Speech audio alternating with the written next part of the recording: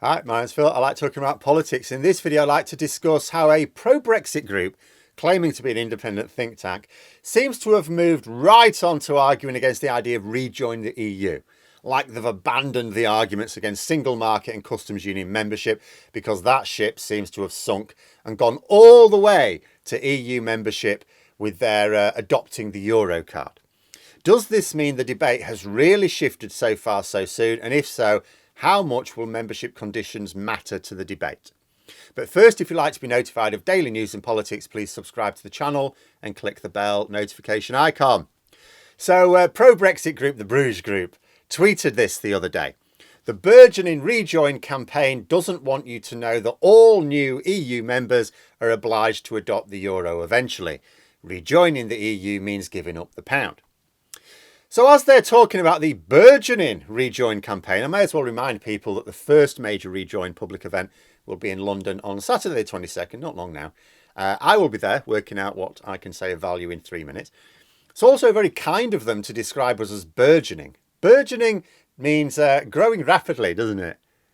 Yeah, I think we will grow rapidly. It's nice to have a vote of confidence from one part of the extreme wing of the pro-Brexit commentariat.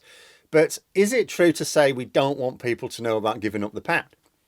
Hard to say, as I've not actually genuinely seen any great debate about it. Right now, most sensible rejoiners are focused on the path. I don't necessarily agree that everyone has the right path in mind, but people are focused on the path. And the thing about rejoiners is we tend not to believe in unicorns. We get that there are a number of hurdles to overcome before we can rejoin the EU, including kicking the Tories out of office, regulatory alignment, single market access, customs union agreement. But there will come a time when the conditions of membership need to be broached. And one of them is indeed that of currency.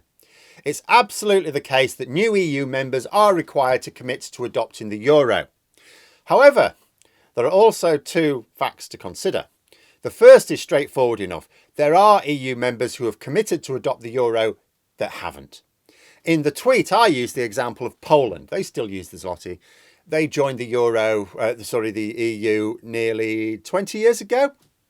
How's that project to adopt the euro going, Poland? Oh, terribly well. Yeah, really well. Any chance of adopting the euro anytime soon? Oh, I'm not sure. Ask again in another 20 or 30 years. Then someone pointed out that Sweden still uses the krona. It's 30 years nearly since they joined. How's that going? The point is that although new members are indeed required to commit to adopting the euro, and the EU do promote harmonisation, which I'm a big fan of, by the way, it's not the case that new members are really forced into it in any serious way. I'm not aware of any hassle from the EU in this seemingly endless process that some EU members are taking part in to adopt a currency that they're clearly not that bothered about. That being said, this fact is probably of limited value in a rejoin debate. The government of the day can hardly tell the EU that of course we will commit to adopting the euro, but then tell the UK population that we've got our fingers crossed behind our backs. Not acting in good faith has not exactly yielded dividends in our post-Brexit future so far, has it? Which means that whenever there is a real campaign to rejoin, as in when it's there, which will come after rejoining the single market, at least I feel, we'll have to behave as if we're going to adopt the euro. Will this matter? Yes, and maybe not. It's absolutely the case that people in the UK will not want to swap the pound for the euro. It really doesn't matter about the arguments. You know, as money disappears and we move more towards a cashless society, I suppose this cultural bond with currency may wane, but in the foreseeable future, it's a major sticking point. I'd even go so far as to say that if there were a campaign to rejoin the EU right now, let us say that the Conservatives woke up and actually the political party said, you know what, it's mad being out of the EU, let's try and persuade people to rejoin. I would actually argue that without the other steps taking place first, it could actually lose. Polls show there is a majority in favour of rejoining, but it's not a strong one. And do people know what it would mean? Many will think it means rejoining on the same terms as we left. If it's put to them that we join Schengen and adopt the euro, I can absolutely see rejoin failing right now. Is there any point trying to hide the usual conditions for membership from people, as the group suggests? No, why would you? Whose interest is that in? Because if it's going to be a powerful argument for the Brexit side, why would you ignore it? Ignoring arguments is how Remain lost in 2016. We really don't need to repeat the same moronic mistakes again. But then there's a second factor to consider. That is that EU membership has a negotiating process. Now, why would you negotiate anything if it was all set in stone? You wouldn't.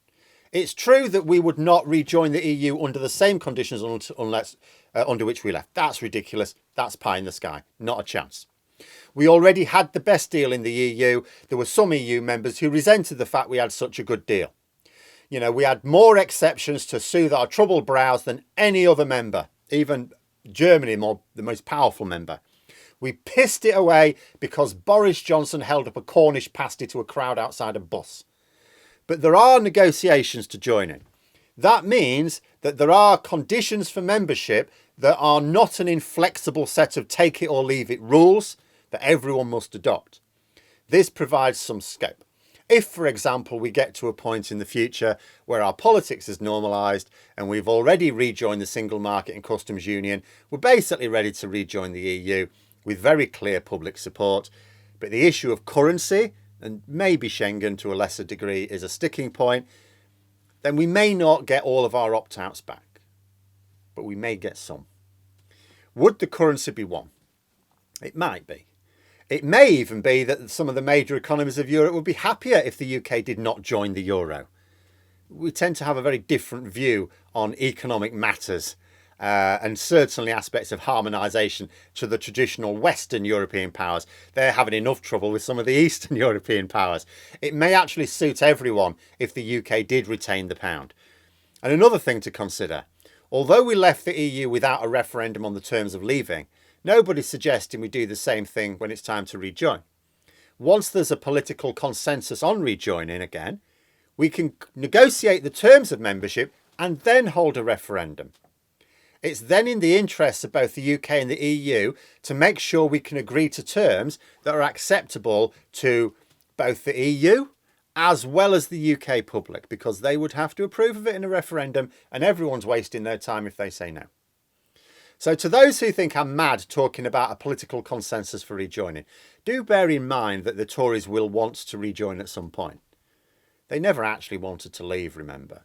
The bulk of the Conservatives campaigned for Remain. Those in the Leave camp were the UKIPers and political opportunists like Boris Johnson. The remainder of the Tory party only went along with it after the referendum because it was their referendum and they feared a split in the party if they tried to fight it. Well, right now the party is splitting, and it's splitting over Brexit. If they lose power, and that loss of power is blamed on their ideological nonsense, the party will have no choice but to return to more vaguely sensible policies if it wants to win power again. So there's no doubt that mainstream politics will get behind rejoining at some point. It's already swinging towards alignment, rather than divergence as it is. Even the lunatics who've had control of the Tory leadership, you'll notice over the past few years, what happened to this bonfire of regulations? Oh, they're always talking about it. And we always sort of worry about it. We sort of think it is coming because we think the people in charge of the party are mad enough to do it. We thought Boris Johnson was mad enough to do it, but he didn't do it. We think Liz Truss is mad enough to do it. And maybe she is, but maybe she won't. It still hasn't happened. You know, what is this about? After the US trade deal, the bonfire of EU regulations was supposed to be one of the major benefits. Still not happened, has it? Which brings me to the original tweet. Why were they putting forward an argument about the pound when the first steps have got to be alignment, single market, customs union? We don't have to adopt the euro to do those things, do we? Now, I think a couple of things. First of all, they've lost the argument on leaving the single market and customs union. They know it was too far. They won't get away with it. They also know that as damaging as the move has already been, we've been cushioned from the worst effects so far.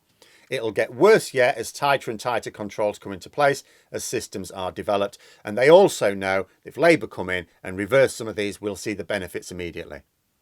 You know, being a third country to your largest export market is shit.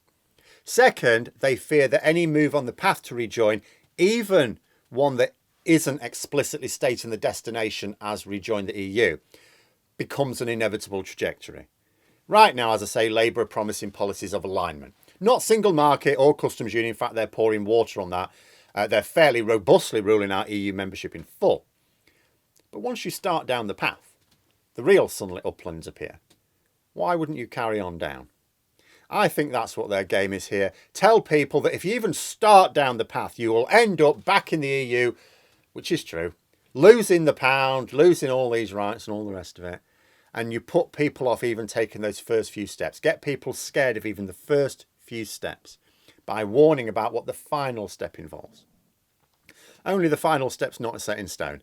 And it may well be that enough people will take a few steps towards the EU without feeling that they have to go all the way. But that's the debate that may be emerging now. If there are rejoiners who want to avoid it, and I've not seen any, that would be foolish. I would say have the debates now, frankly and openly. Normalise the actual process as soon as possible, but have these debates while the severe consequences of Brexit are fresh in people's minds, because it's still soon enough that people can remember what it was like before we left the EU. Don't wait for years before people have forgotten. You know, frankly, the more people that talk about rejoining, whether favourably or not, doesn't matter, the more feasible the concept becomes. But there we are. Those are my thoughts. Let me know yours in the comments below. Hope you found the video interesting. If you did, please click the like button. And if you'd like to support the channel further, the join button for memberships. And until next time, I'll see you later.